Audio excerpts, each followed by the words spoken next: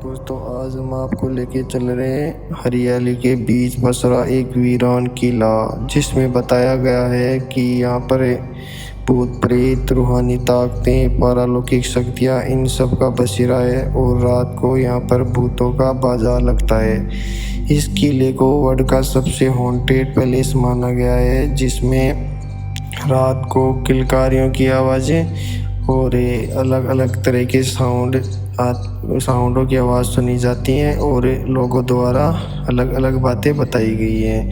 यहाँ पर कई सर्वेक्षण हुए, कई बार रिसर्च हुई, लेकिन पुरातत्व विभाग ने भी माना है कि इस किले में कुछ ऐसा रहस्यमय, ऐसा राज है जो कि इंसानी सोच से बहुत परे है। तो आज हम आपको उसी किले के बारे में कहानियाँ बताएंगे और कोशिश करेंगे कि क्या यह कहानियाँ सच्ची हो सकती हैं, क्या ऐसी ताकतें आज भी इस दुनिया में बिलोंग करती हैं या नहीं करती, या केवल ओनली ये दंत कथाएँ हैं। तो हम आपको लेके चल रहे हैं जयपुर से 40 किलोमीटर दूर भानगढ़, जो कि जबगढ़ के पास है। ये एक ऐसा वीरान किला है जिसका निर्माण सदियों पहले किया गया था और इसमें यह एक टूरिस्ट स्पॉट है दोस्तों। यहाँ पर बहुत से टूरिस्ट दिन में आते हैं, लेकिन शाम को 5 बजे बाद किसी को भी किले के अंदर जाने की कोई परमिशन नहीं है।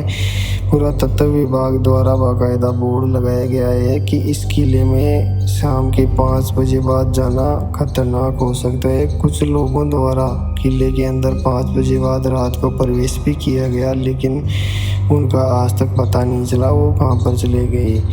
और बताया जाता है कि इस किले का विनाश का कारण भूत प्रेत और आत्माओं को माना गया है, जो कि इस किले पर हावी होकर दीवारें, कमरे और सभी चीज़ों को तोड़ देती हैं। तो अलग अलग कहानियाँ बताई गई हैं, हर जगह पे अलग कहानी है, और जिसमें एक तांत्रिक और रानी रत्नावती की कहानी बहुत प्रचलित है, जिसके बारे में हम आपको रुझान दिखाएंगे कि क्या ऐसे हो सकता है या नहीं हो सकता। हमने भी पहले ये सोचा था कि ऐसी कोई ताकत नहीं हो सकती, ऐसी शक्तियाँ अभी बिलोंग नहीं कर सकती, लेकिन देखते हैं वहाँ का क्या सीन है दोस्तों। जयपुर से दूर अरावली की गोद में बसरा ये किला संकेत देता है कि इसके साथ कुछ तो ऐसी अनहोनी घटनाएं हुई हैं जो कि इस किले को वीरान बना दी, वरना ऐसा कोई भी किला आज भारत देश में मौजूद नहीं है जो कि आधा बना हुआ हो, या जो आधा बचा है वो ऐसे का ऐसे सेफ सुरक्षित पड़ा हुआ है। लेकिन वहाँ पर शाम को पुरातत्व विभाग कोई रोक टोक नहीं करता। लेकिन इसी किले में ऐसा क्या राज है कि पुरातत्व विभाग को भी बोर्ड लगाना पड़ा कि रात को 5 बजे बाद आना वर्जित है और ख़तरनाक हो सकता है। क्या किसी असामाजिक तत्व के कारण इस किले में जाने से रोका जाता है, या कोई ऐसी सच में ऐसी कोई घटनाएं होती हैं? गाँव वालों के द्वारा बताया जाता है कि यहाँ पर अलग अलग आवाज़ें सुनाई पड़ती हैं जो कि एक इंसान की आवाज़ें नहीं हो सकती, और अलग अलग घटनाएं हुई हैं, कई लोगों की जान भी गई है। तो हम आपको इस किले की अलग अलग जगह का वीडियो दिखाएंगे और आप कमेंट करना क्या आपको ऐसे लगता है कि ये कहानियाँ सच हो सकती हैं या फिर है एक फसाना या है हकीकतें। तो इसीलिए हम आपको लेके चल रहे हैं भानगढ़ किले में। चलो दोस्तों आज आपको बताते हैं ये सब कहानियाँ।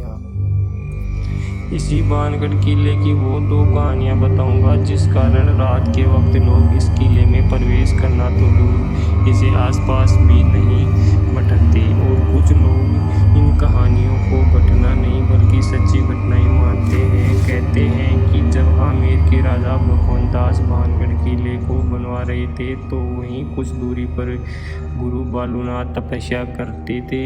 जब बालूनाथ को खबर लगी कि उनके पास में एक किला बनाया जा रहा है तो उन्होंने राजा को बुलवाया और राजा को बोला कि भगवंतदास गुरु बालूनाथ के पास पहुँचे तो उन्होंने राजा से कहा कि आप जिस किले को बनवा रहे हो उससे मुझे कोई भी आपत्ति नहीं है, लेकिन एक बात का ध्यान रखना, इस किले की ऊंचाई इतनी मत कर देना कि इसकी परछाई दिन के किसी भी वक्त जहाँ पर मैं तपस्या कर रहा हूँ वहाँ पर पहुँचे और मुझे छुए। उन दिनों जो साधु संत हुआ करते थे उनका बहुत आदर सम्मान किया जाता था, उनकी किसी भी बात को टाला नहीं जाता था। तो राजा ने भी वैसे ही किया और फिर किले के निर्माण में ऐसा ही किया गया। किले के किसी भी भाग की ऊंचाई इतनी नहीं रखी गई जिससे कि किले की परछाई गुरु तक पहुंच सके।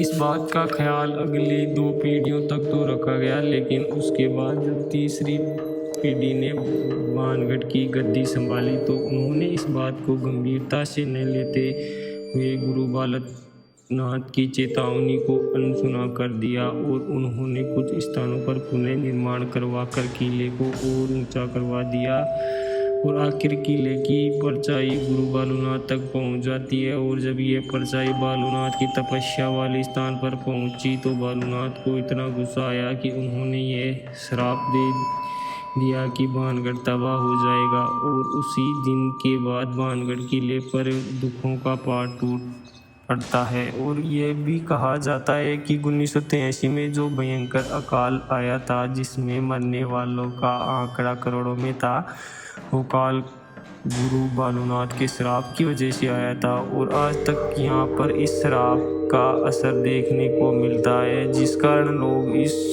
किले में रहना तो दूर इसके आसपास भी नहीं भटकना चाहते। लेकिन दूसरी कहानी उस राजकुमारी की कहानी है जिस पर लोगों को सबसे ज़्यादा विश्वास है। और इस खौफनाक कहानी के कारण ही लोग इस किले को भूता व शैतानी किला कहते हैं। जब ये किला खुशहाल था तब एक राजकुमारी रहा करती थी जिसका नाम था रत्नावती। राजकुमारी रत्नावती बेहद खूबसूरत थी। राजकुमारी की खूबसूरती के चर्चे दूर दूर तक फैले हुए थे। इस कारण हर दिन अलग अलग राजाओं की शादी के प्रस्ताव राजकुमारी रत्नावती के लिए आते थे।